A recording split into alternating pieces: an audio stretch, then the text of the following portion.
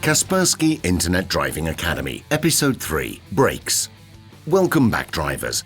Today we'll talk about one of the most important things for a professional driver, the brakes.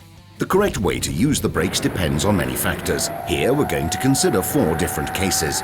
First of all, braking and weight transfer. Obviously, the main purpose of the brakes is to reduce speed. However, the brakes can also be used to control the longitudinal transfer of the load on the car.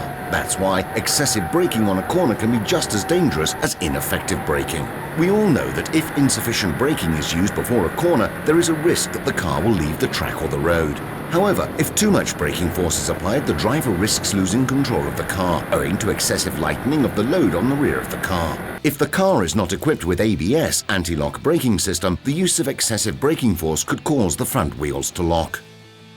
Braking point on a circuit. On a racetrack, when the driver needs to reduce speed in order to drive through a bend or a curve, the location where the driver should start to apply the brakes is almost always at a straight section of the track, and rarely in the bend itself.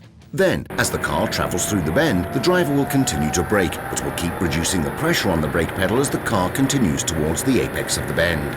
The driver will use the brake very gently in order to control the transfer of the load to the front of the car and keep the front of the car low. This helps the front of the car to take the corner in a better way. Then, when the car reaches the apex of the corner, the driver will take their foot off the brake and steadily increase the pressure on the throttle. Braking with ABS. An ABS system removes the risk of locking the wheels whenever extreme braking force is used. So, on a car with ABS, it's not necessary for the driver to modulate the pressure that they apply to the brake pedal.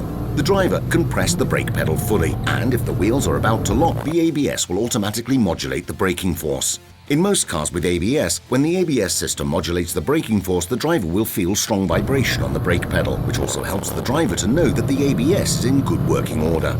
Braking without ABS.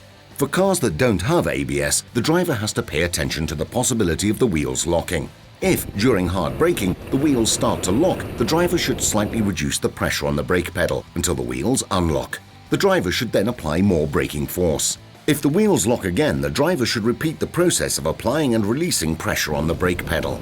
It's very important to avoid wheel locking because it can create 2 problems. The first problem is losing control of the direction the car is traveling in.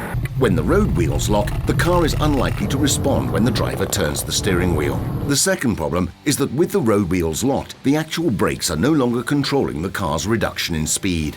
That's all for now. Enjoy your driving.